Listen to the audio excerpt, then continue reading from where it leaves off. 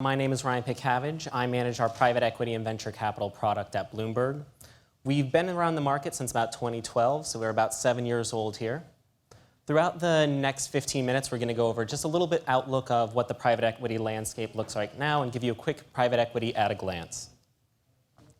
So all the information that you're going to see here today is being pulled directly from the Bloomberg terminal, and you'll be able to source any of this information when you have access to it and be able to replicate all of these charts as we go through them. Just to give a quick snapshot of what we have in Bloomberg, we have coverage of over 30,000 private equity funds.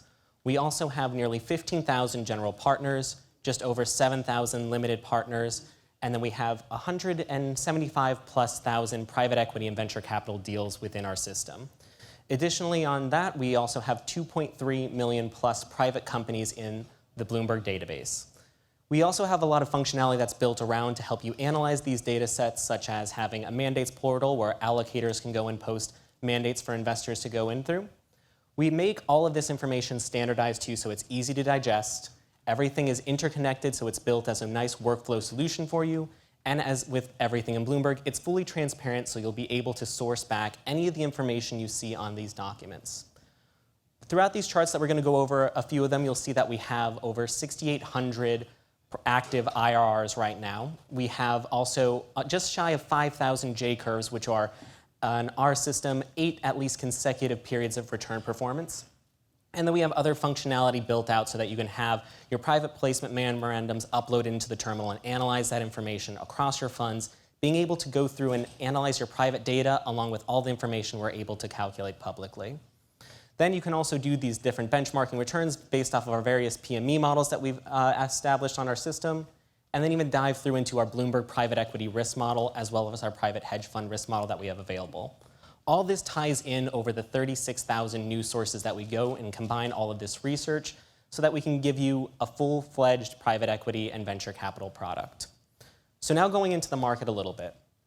If we look at private equity over the past 10 years, what you're seeing here is private equity funds that are closed by vintage year, the number of funds and the amount that has closed for each of those funds. As you can tell, we've had an increase in funding over the past 10 years exponentially. We can see that over the last 3 years, we're still anticipating our 2017, 2018, and 2019 values to grow as those funds are still in the market. But we can see in 2016 that we hit our high of 1,885 funds that have closed officially. And in 2017, we can see an $877 billion in capital that's ready to go through to work. Now, again, we anticipate these numbers to grow. As you can see, we're still in 2019, and we already have 1,000 funds that have started fundraising and closed this year that have collected $607 billion worth of capital. Not only are these funds increasing in the amount that we're seeing, but we're also seeing these funds outpace their targets. So looking at over the past 5 years here and year-to-date values, we can see across almost every strategy we're seeing funds are surpassing their targets as they're going into, with a few slight exceptions on the real estate side, but then we can see the massive growth in debt outperforming their targets of their fundraising. And my apologies if I start going through this. Weather is not the best for me here. Not only, as I said, are these funds growing in value, but you can also see that they've been outperforming quite well too. This is looking at a median IRR by vintage year.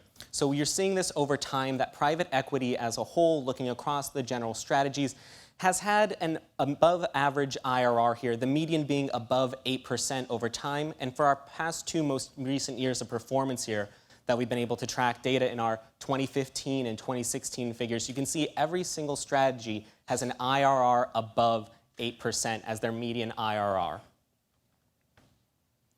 Now you can look at this information on a macro level like we just did during each individual strategy, or you can dive in to start doing some analysis in the terminal individual funds. So for now, we just gave an example of a fund that's in the market that's winding down, our Silver Lake Partners 3 that we're looking at here.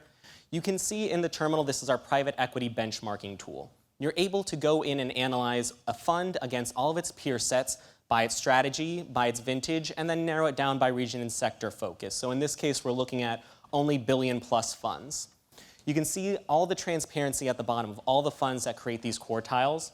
You're also able to see the number of funds that we have with active IRR in total funds. Within the Bloomberg, you're able to upload private returns as well that's only available for your firm. So you can boost those numbers up to see an actual performance based off the IRRs you're receiving. Additionally, you'll be able to see this as a point-in-time figure. So you can see not only how well the fund has performed with their J-curve over time, but you can see the J-curve of the industry and see how all the other firms performed as well. So if we wanted to dive in and see a little bit deeper onto just this one fund, we can look and see its individual IRR and its J-curve. So now we're looking at the performance here as reported by Washington State Retirement System. You can see this value over time, and if you report your own, it'll say your firm at the top. You're seeing the white line there is its IRR performance over time, while we're also being able to look at the cash flow multiples too to see how well this company has performed. You can see at the bottom there in the maroon color, we're looking at the invested capital, the blue being the market value, and then your gray color being your distributions. Those little diamonds there that you're seeing are exactly that. They're the acquisitions that the fund is making over time. The green rather being the investment, the red being the divestiture. And you could dive down deeper into all of those into our M&A data set and get a nice holistic view to see how these funds have performed with each one of their investments. And you can use this as a nice benchmarking tool to see how your fund is comparing to the overall market as well and to other funds. Now looking at some of the funds that have already closed in the market, this has been a really breaking year for private equity. We've seen the largest fund close so far in the market, Apollo getting knocked out by Blackstone's Fund 8 with its $20 billion target and exceeding that by $26 billion. And then coming in second place so far this year, we have another Blackstone real estate fund as well, which you'll be able to hear a little bit more from the Blackstone panel after this on their real estate side. And not to mention as well, Todd from PPG before had mentioned some of his funds that you can see up there, the TPG Fund 8 and the TPG Asia Fund 7 at the bottom, and a couple of the smaller ones just missed our top 25 list. But overall, as we've seen from the charts before, the private equity environment is growing exponentially. This is how you can also dive into the terminal and get a little bit more analysis within each of these funds. So if we look at the predecessor to Blackstone's groundbreaking Fund 8, you can see the Capital Partners 7 here. You're able to get a brief description of that fund, see some of the performance on a higher level here, and you can dive down to see where we get all the reported performance from those funds as well. See information based off of its strategy standpoints, fees that it's paying, and then dive down deeper into seeing some of the investments, and that'll take you back into our M&A platform so you could do some deal flow analysis.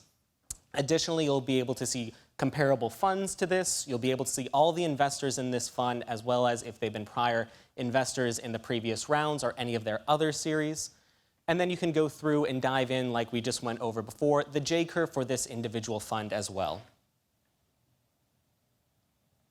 Now that we looked at some of those funds that were closing, we can see how much money is in the market right now. So what this chart is looking at here is the dry powder by vintage year, how much they have at each vintage year stage, and then the total at the end. So if we look at the blue, for example, for buyout, we can see that right now, a 2018 vintage, there's about $200 billion right now in dry powder for these buyout funds of a 2018 vintage. If you total up all the dry powder out over that time, you'll see that it's about $650 billion. So across all funds and across all strategies, we're looking that there's about $1.5 trillion in dry powder that's ready to be put to work within the private equity, venture capital environment, and real estate as well. Now, looking at the funds that have already closed, we can look here to see what's currently in the market today. So we can still see here, we're now broken down by our strategy. We can look at this and see how each of these are performing. We can see venture right now is having the largest amount of funds that are currently in the market, though their amount of size is quite small because we're seeing a lot of ingestion into these smaller venture capital firms, while we also are seeing a height in real estate funds starting up as well. One of the other areas to look at is our buyout is currently the largest here with still $280 billion that is looking to be invested that still has not had committed capital at this time.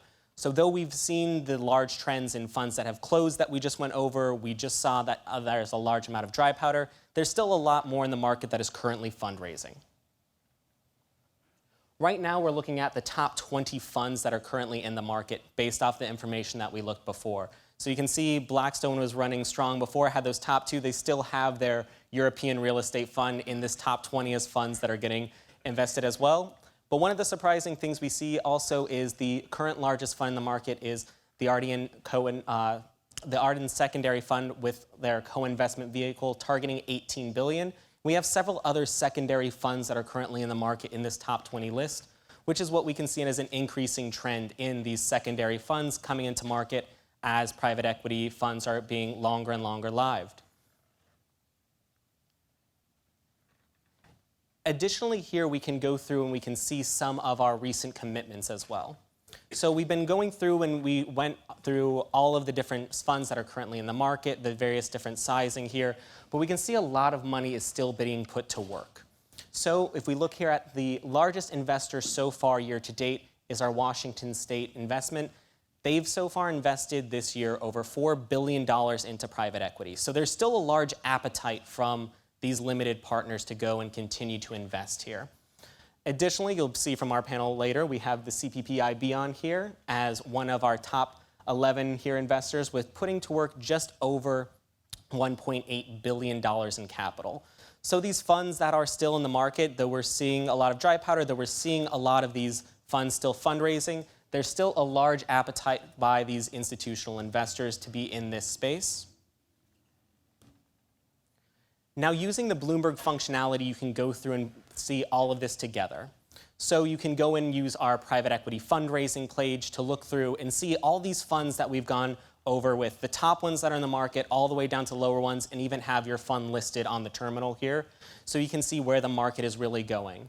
You can fund screen and look historically so that you can do benchmarking on all of your funds. You can see what the private equity market is looking like through our market activity by looking at those over 36,000 news sources that we have available here on the terminal.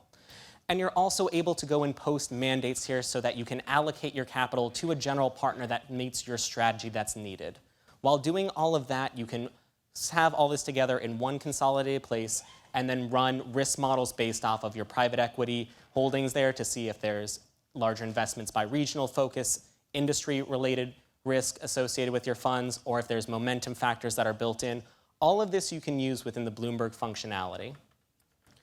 So with that, if you have any questions, I'll be available afterwards here. You'll be able to see all of this available in our Q3 chart book that should be coming out soon.